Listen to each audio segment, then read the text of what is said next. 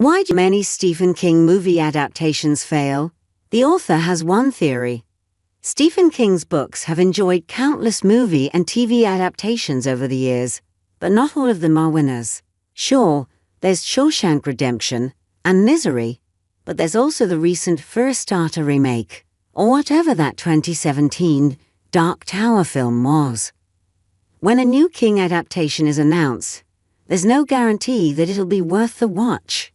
In a 2017 interview with Vulture, the author himself gave his theory for why some of the adaptations fail, and why some of them don't. It's a reasonable take.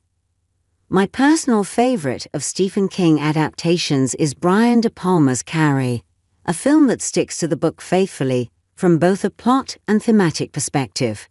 Even when it comes to the seemingly impossible adaptations like the recent It and It Chapter 2, the movies still stay true to the spirit of the novel.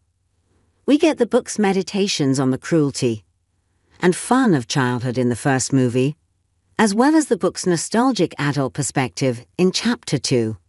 The fact that these movies keep the core of the books helps make them work, even as the necessities of film require them to gloss over major storylines from the 1,200-page novel. The obvious counter to King's claim is the 2007 Frank Darabont film, The Mist, a movie that completely flips the ending of its source material.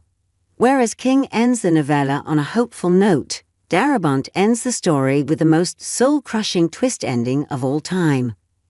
The ending doesn't follow the arc of the book's story at all, and yet even King himself admitted that. And then of course there's Stanley Kubrick's The Shining, although Stephen King himself likely wouldn't consider this a persuasive counter-argument. The 1980 film makes the bold choice to streamline Jack Torrance's insanity. Book Jack starts off seemingly normal, and then slowly falls to the dark side throughout 400 pages or so, whereas movie Jack's clearly got a screw loose from the first scene. It's a choice King found frustrating, but which also led to the movie becoming one of the most beloved horror films of all time. Then again, plenty of other adaptations of King have changed a ton from the source material, with far less impressive results. 2023's The Boogeyman is nearly unrecognizable from the 1973 short story, and it did not turn out as the masterpiece Kubrick gave us. And we can't forget how movies like Stand By Me and The Green Mile were amazing while staying faithful to. There really doesn't seem to be a consistent rule to making a great King adaptation.